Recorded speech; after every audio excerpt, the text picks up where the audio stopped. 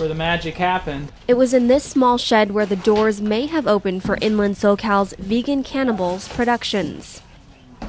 This is it.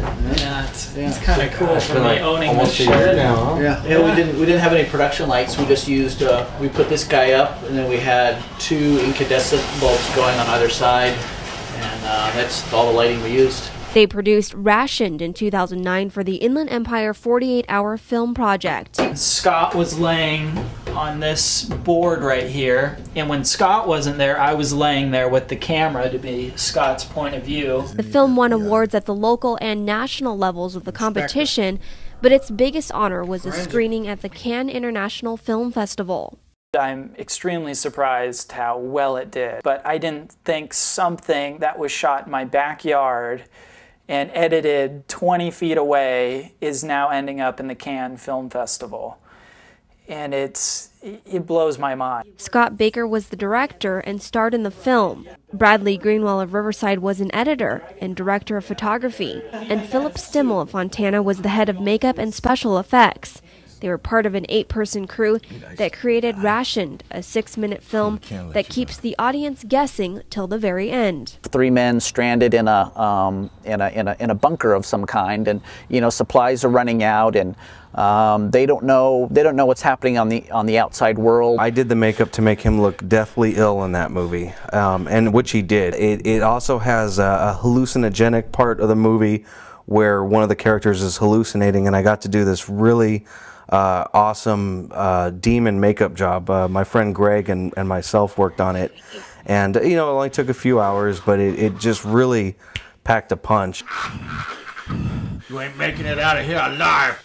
Go back to sleep, Tanner. When they started making films in 2002, the one thing that connected them was their love for movies. My dream as like a little kid was to be an actor, and so I was in a lot of theater and church plays, school plays. And Philip, who I've known for a really long time, since high school, he's always been interested in special effects makeup. He kind of self-taught himself from watching horror movies and things like that. In 2001, Baker had worked with Stimmel and several other filmmakers to produce a feature-length film called Brunch of the Dead.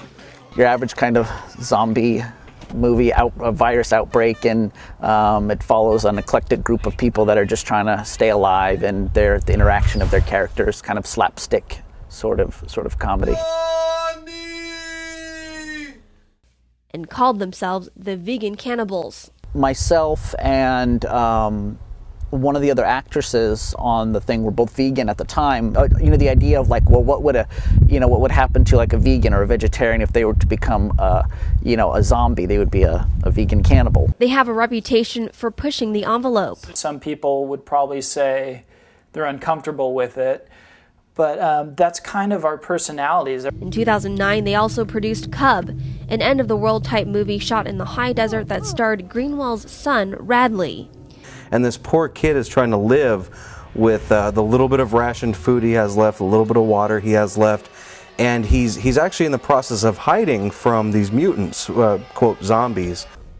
In hindsight, I would have never done that to my son again. It was freezing.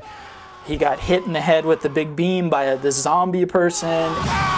He by far outperformed the rest of us, and was just so cooperative, and we were all freezing, and he was just doing circles around us. Baker and Greenwell both have full-time jobs in the post-production field, and Stimmel is busy working on special effects and makeup projects. We're all kind of like on the fringe of the industry in a sense, doing post-production, working for other people, and trying to find a way where we can do our own projects. They produced 2 pilot episodes for a new ghost hunter comedy called Findings, shot in the high desert and Riverside that has potential of becoming a series. Ghost Hunters meets Reno 911 sort of spoof show. Right there. I'm getting a heat signature. Or you watch these shows, Ghost Hunters and these other things, and they just hear noises and they never find anything. But in Findings, we find something every episode, and what we find kills every single one of us, every single episode. They hope to produce another feature film in the future. It should be an enjoyable pursuit, and if you're not having fun when you're doing it, then it's just work. And stay inland when they make it big.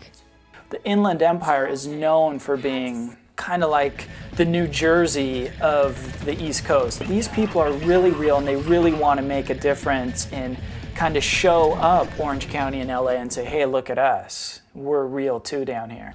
To do the sequel out of here. Yeah. From the shed in downtown Riverside to Cannes, France. For InlandSoCal.com, We did it. I'm Julianne Nunn.